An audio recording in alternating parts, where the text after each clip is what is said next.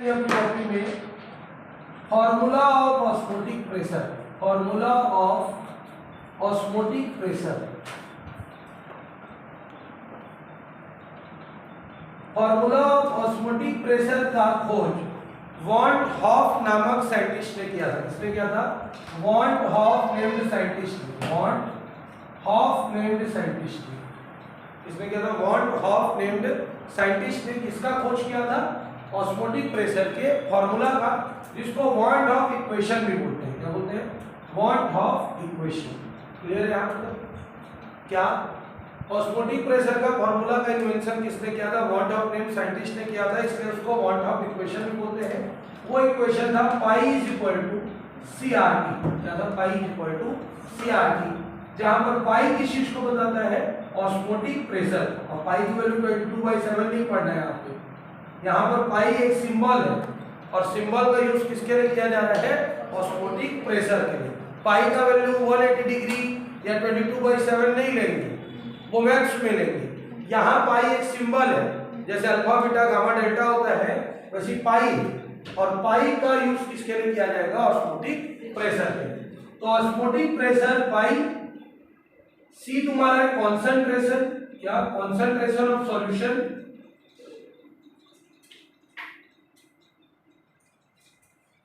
Are तुम्हारा बताता है गैस कांस्टेंट, इसको बताएगा गैस कांस्टेंट, टी बताता है किसको? टेम्परेचर, किस चीज को बताएगा? टेम्परेचर। क्लियर है? ये तुम्हारा वॉट ऑफ इक्वेशन है, क्या? Pi is equal to C R T. ठीक है, but C is equal to क्या जानते हैं हम लोग? N upon V. क्या जानते हैं? एन अपॉन, जहां एन क्या बताता है? नंबर ऑफ मोल्स, और वी क्या बताएगा? Volume of solution, volume of solution. तो इस तरीके से अगर सी की वैल्यू आप पुट कर दे तो पाई कैसे लिखेगा? N R T upon we.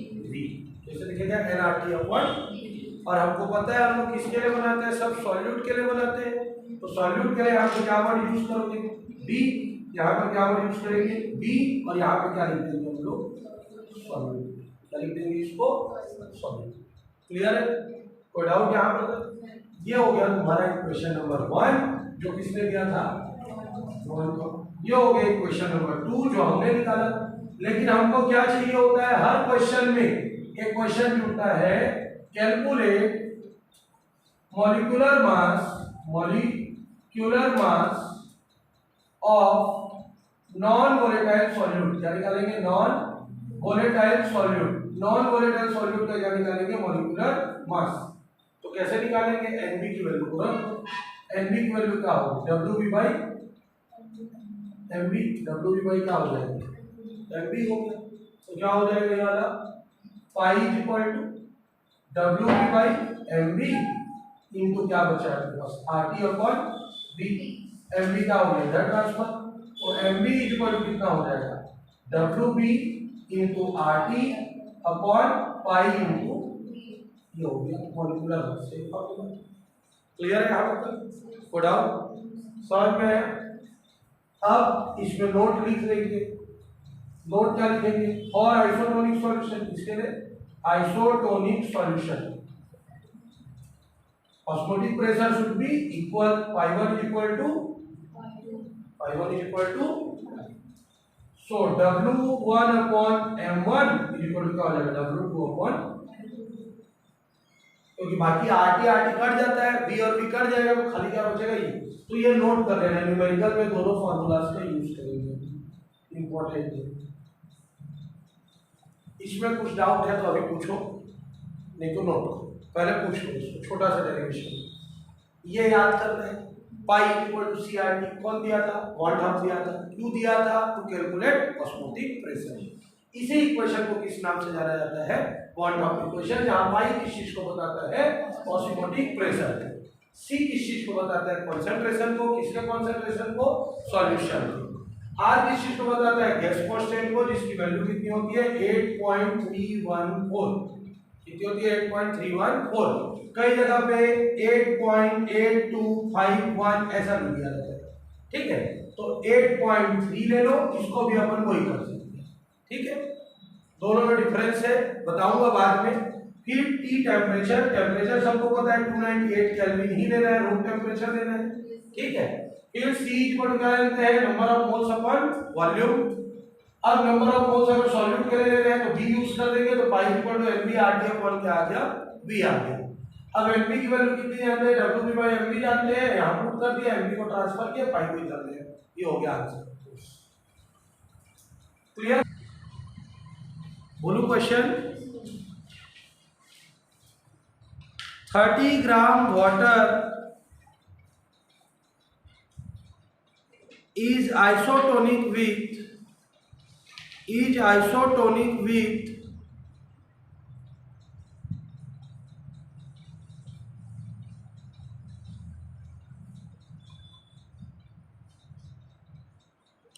NaOH solution, NaOH solution, NaOH H पर is isotonic with NaOH, full stop. Calculate mass of NaOH.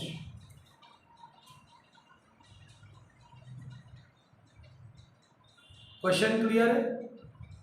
Water isotonic है किसके साथ, NaOH के साथ। कितना वाटर आइसोटोनिक है, 30 ग्राम। तो हमको क्या निकालना है, मास ऑफ NaOH। तो सबसे पहले हम लोग को पता है क्या क्या है, एक साइड वाटर है और एक क्या है, NaOH का सॉल्यूशन है। अगर वाटर है तो इसको अपन क्या लिख लेंगे, पाई1, इसको क्या लिख लेंगे, पाई2। W1 अपॉन क्या हो जाएगा, M1, तो ये क्या हो जाएगा, W2 अपॉन M2। दोनों क्या होगा, इक्वल। W1 कितना दिया हुआ है, 30, कितना दिया हुआ है, 30। इसका मॉलिक्यूलर मास वाटर का कितना होता है, 18, इज इक्वल टू NaOH का मॉलिक्यूलर मास कितना होता है, 40, 23, 16, 40, और हमको उसका मास निकालना है। सो W2 इज इक्वल टू क्या हो गया, 30 इंटू 40 अपॉन कितना हो गया, 18। कैंसिल कर दो, 3 10 जा, 3 6 जा, और कटेगा 2 3 जा, 2 5 जा, 5 4 जा कितना हो गया, 200 अपॉन 3। तो W2 कितना आ गया तुम्हारा,